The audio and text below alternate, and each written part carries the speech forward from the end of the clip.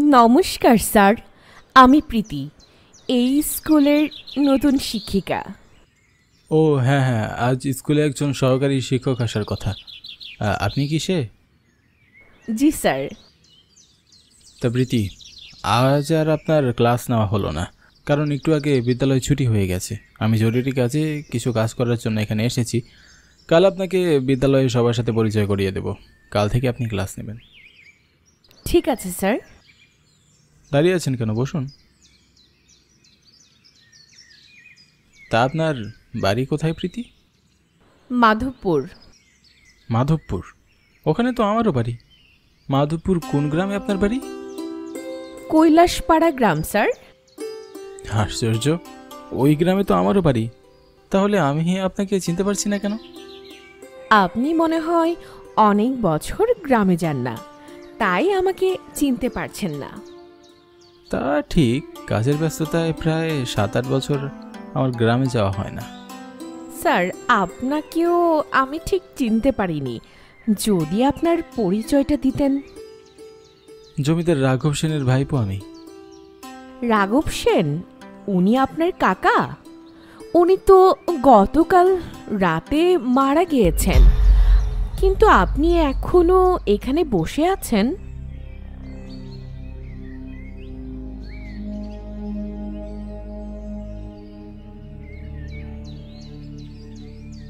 মারা গিয়েছেন মানে? এইসব কি বলছেন আপনি? কাকা মারা গেলে কেউ না কেউ তো অবশ্যই আমাকে কল করে জানাতো।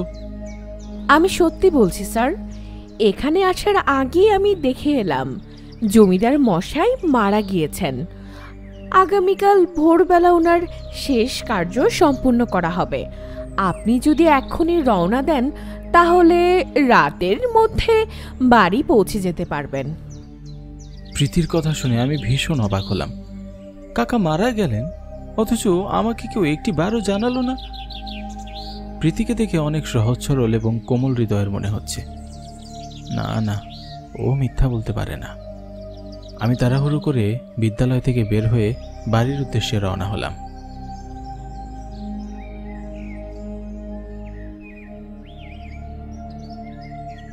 কাকার মৃত্যুর খবর শুনে মনে হচ্ছে আমার পায়ের নিচের মাটিই সরে যাচ্ছে।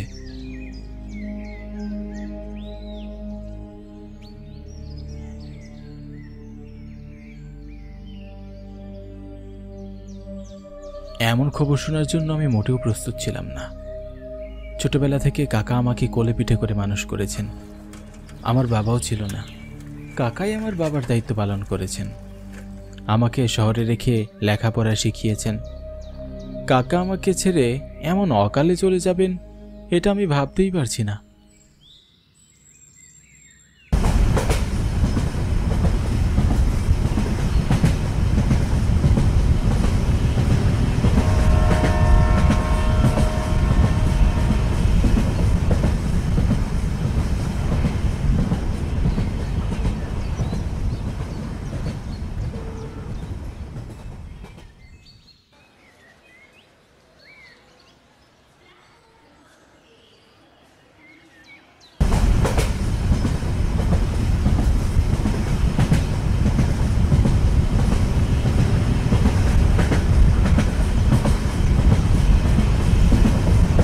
জানি না এত কষ্ট আমি কেমন করে সামলাবো।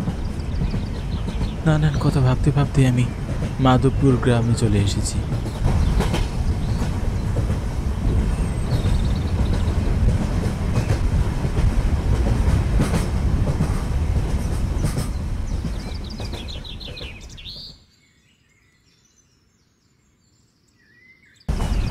স্টেশন এক প্রকার ফাঁকাই ছিল। আমি ছাড়া স্টেশন আর কেউই নামলো না। রাতের বেলায় এখানে কোনো রিক্সাও পাওয়া যায় না, তাই আমি পায়ে হেঁটে নদীর ঘাটের দিকে যাচ্ছি।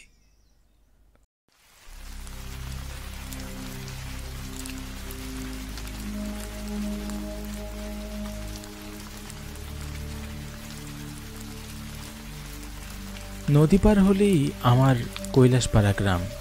আকাশ মেঘাচ্ছন্ন হয়ে আছে, গুড়ি গুড়ি বৃষ্টিও পড়ছে। জানি না ঘাটে নৌকা পাবো কিনা।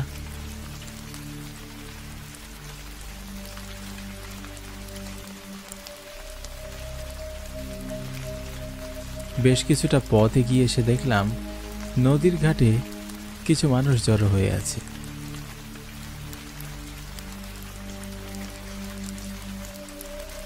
আরো কাছে গিয়ে দেখলাম একটা লাশকে ঘিরে সবাই দাঁড়িয়ে আছে। দাদা, এটা কার লাশ? এখানে এভাবে ফেলে রেখেছেন কেন?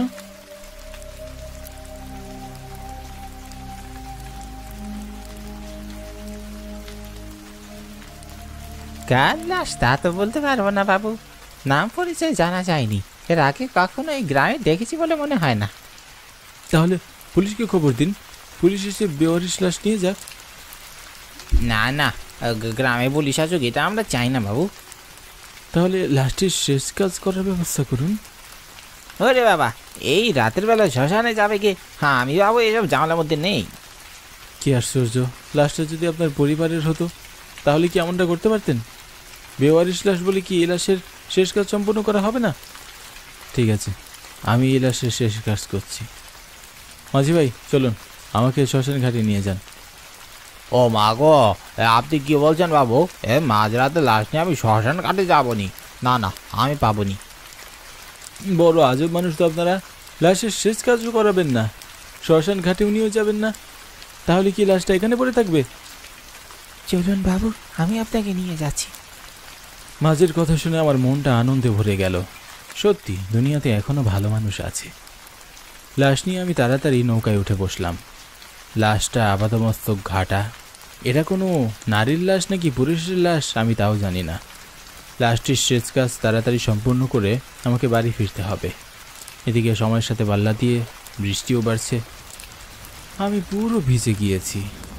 একটু পরপর আকাশে বিজলি চমকাচ্ছে। হঠাৎ লক্ষ্য করলাম লাশটি একদম শুকনো। বৃষ্টির ফোঁটা লাশটিকে স্পর্শ করতে পারছে না। আমার বুকের ভেতর মোচড় দিয়ে উঠল। ভয়ে হাত পা ঠান্ডা হয়ে যাচ্ছে। নিজের মনকে শান্ত করার চেষ্টা করতে লাগলাম।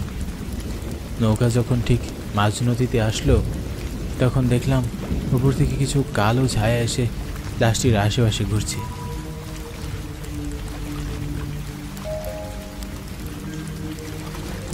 রাম রাম রাম রাম রাম রাম রাম। বাবু, এইগুলো কিসের ছায়া? নৌকা এত ভারী মনে হচ্ছে কেন? আমি কিছুতেই সামনে এগোতে পারছি না। ভয় পেও না মাঝি ভাই, মনে সাহস রাখো। বিপদের সময় অস্থির হতে নেই। মাঝি তার গায়ের সমস্ত শক্তি দিয়ে বৈঠা বাইছে, কিন্তু কিছুতেই যেন নৌকা সামনের দিকে এগোতেই পারছে না। মনে হচ্ছে কেউ খুব শক্ত করে নৌকা টেনে ধরে রেখেছে। হঠাৎ নদীতে প্রচণ্ড ঝড় শুরু হয়। ঝড়ে নৌকা তার গতি ঠিক রাখতে পারছে না। এলোমেলোভাবে নদীতে নৌকা চলছে। বাতাসের গতির সাথে নৌকা পেরে উঠছে না। মনে হচ্ছে এক্ষুনি নৌকা হয়তো ডুবে যাবে। একটা সময় প্রচণ্ড বাতাসে লাশের উপর থেকে সাদা চাদরটা সরে যায়। ভয় আমার বুকের ভেতরটা কেঁপে ওঠে। আমি দেখলাম এটা আমার স্কুলের সহকারী শিক্ষিকা প্রীতির লাশ। প্রীতি আমার দিকে বড় বড় চোখ করে তাকিয়ে আছে। আমি ভীষণ অবাক হলাম, নিজের চোখকে বিশ্বাস করতে পারছি না। তাই মাঝিকে ডেকে বললাম, দাদা, লাশটিকে একটু দেখুন তো। হ্যাঁ। মাঝি প্রচণ্ড ভয়ে চিৎকার করে নদীতে ঝাঁপ মারল। বুঝতে পারলাম আমি চোখে ভুল দেখছি না। আমার চোখের সামনে যা ঘটছে তা ভয়ঙ্কর সত্য। ভয়ে আমার বুকের ভিতরটা পানি শূন্য হয়ে যায়। গলা শুকিয়ে কাঠ হয়ে গিয়েছে। নদীতে ঝাঁপিয়ে পড়ার সাহসটুকু পাচ্ছি না। মনে মনে ঈশ্বরের নাম জপ করতে লাগলাম। এত বৃষ্টির মধ্যেও আমি ঘামাচ্ছি। হঠাৎ খুব অদ্ভুতভাবে ঝড় থেমে যায় এবং সেই কালো ছায়াগুলো আবারও নৌকায় ভর করে, আর নৌকা আপনা আপনি শ্মশান ঘাটের দিকে যেতে থাকে। কি আশ্চর্য, এতক্ষণ মাঝি শত চেষ্টা করেও শ্মশান ঘাটের দিকে এগোতে পারছিল না, আর এখন নৌকা নিজে নিজেই শ্মশান ঘাটের দিকে এগোচ্ছে।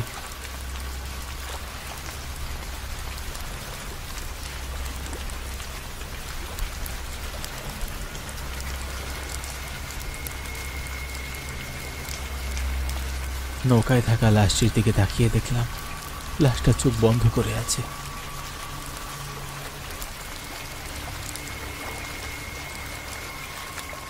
বুঝতে পারছি না কি হচ্ছে, কি এসব, আর কেনই বা হচ্ছে।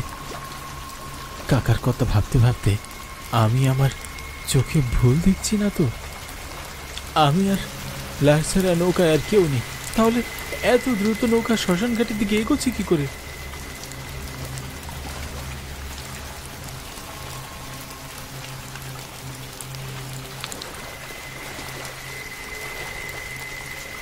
নৌকা শ্মশান ঘাটে থামতেই আমি লাশ ফেলে দৌড়ে পালানোর চেষ্টা করি, কিন্তু লাশটা হিংস্র গতিতে আমার হাত চেপে ধরে। ভয়ে আমি চমকে উঠি। প্রচণ্ড ক্রোধে লাশটার চোখ দুটো লাল টকটকে হয়ে আছে। মনে হচ্ছে তার ক্রোধের আগুনে এক্ষুনি আমি পুড়ে ছাই হয়ে যাব। ভয়ে আমার বুকের ভিতরটা কেঁপে উঠল, হাত পা থরথর করে কাঁপতে শুরু করলো। আমি চিৎকার করে শরীরের সমস্ত শক্তি দিয়ে আমার হাত থেকে সেই হাতটা ছাড়িয়ে দৌড়াতে শুরু করলাম। তখন আবারও ঝড় শুরু হয়। প্রচণ্ড ঝড়ে আমি দিশেহারা হয়ে যাই। আমার বাড়ি ফিরে যাওয়ার পথ খুঁজে পাচ্ছি না, কোন দিকে যাব কিছুই বুঝতে পারছি না। বারবার ঘুরে ফিরে আমি সেই শ্মশান ঘাটে সেই প্রেতাত্মাটার সামনে চলে আসছি, আর প্রেতাত্মাটা খুব ভয়ঙ্করভাবে হাসছে।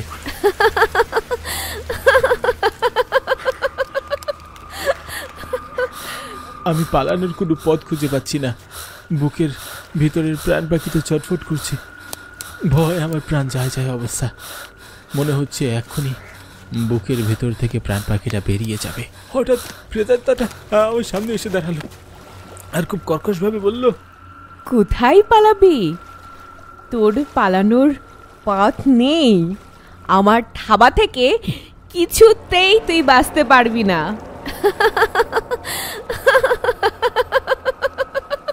না, আমাকে বেরো না, আমাকে ছেড়ে দাও। আমি যদি কোনো ভুল করে থাকি তাহলে আমাকে ক্ষমা করে দাও, দয়া করে ক্ষমা করো। না, তোর কোনো ক্ষমা নেই। তোর বুক চিরে হৃৎপিণ্ড বের করে আমি রক্ত চুষে খাবো, তবেই আমার আত্মা শান্ত হবে। কেন কেন তুমি আমার সাথে এমন নিষ্ঠুরতা করতে চাইছো? আমি তোমার লাশের শেষ কাজ করতে চাইলাম আর তুমি আমার প্রাণ কেড়ে নিতে চাইছো। কি ক্ষতি করেছি? তুই আমার কোনো ক্ষতি করিসনি, কিন্তু যে কাকার জন্য তুই শহর থেকে গ্রামে ছুটে এসেছিস, তোর সেই কাকা আমার ক্ষতি করেছে। তোর কাকার জন্য আজ আমার এই পরিস্থিতি হয়েছে। তোর কাকাকে আমি হত্যা করে ফেলেছি। এখন তোকে হত্যা করে তোর বংশকে নির্বংশ করে ছাড়বো। আমার কাকা এমন কি ক্ষতি করেছে? আমার বাবা মারা যাওয়ার পর আমার পরিবার শহরে সেটেল হয়ে যায়। গ্রামে আমাদের খুব একটা আশা হতো না।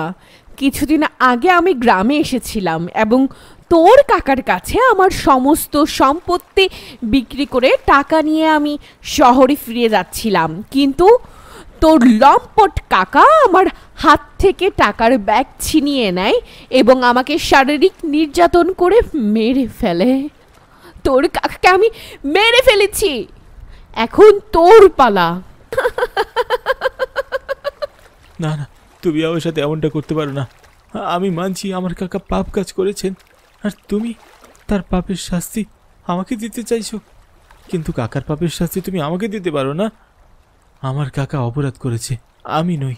তাছাড়া আমি তো তোমার শেষ কাজ সম্পূর্ণ করতেই যাচ্ছিলাম। দয়া করে আমাকে ছেড়ে দাও। তোমার যে সম্মানহানি হয়েছে আমি হয়তো তা ফিরিয়ে দিতে পারবো না, কিন্তু আমি কথা দিচ্ছি আমি তোমার টাকা আমি তোমার পরিবারের কাছে পৌঁছে দেব। আমার কথা শুনে প্রেতাত্মাটির মন নরম হয়ে যায়। তার রক্ত রঙা চোখে পানি ঝলঝল করতে থাকে। তারপর প্রেতাত্মাটি হাওয়ায় মিলিয়ে যায়। ভয়ে ভয়ে হাঁটতে হাঁটতে আমি আমার বাড়ি পৌঁছে যাই। উঠানে আমার কাকার লাশ পড়ে আছে।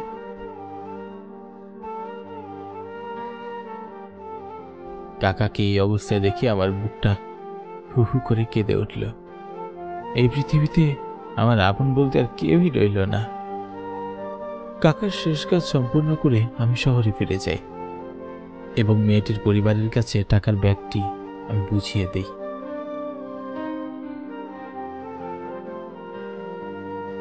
তারপর বিদ্যালয়ে যাই। সহকারী শিক্ষক বাঁধনকে ডেকে বললাম,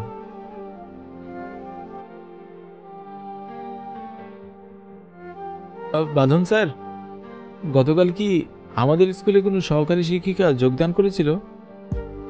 না স্যার, গতকাল আমাদের স্কুলে কেউই যোগদান করেনি। আজ যিনি নিয়োগ পেয়েছেন তিনি একজন শিক্ষক, শুনেছি আজ উনি আসবেন। কেন যেন আমার মনে হচ্ছে প্রীতি শুধু আমাকে গ্রামে নিয়ে যাওয়ার জন্যই গতকাল এসেছিল। প্রীতির করুণ পরিণতির জন্য আমার বড্ড মায়া হচ্ছে।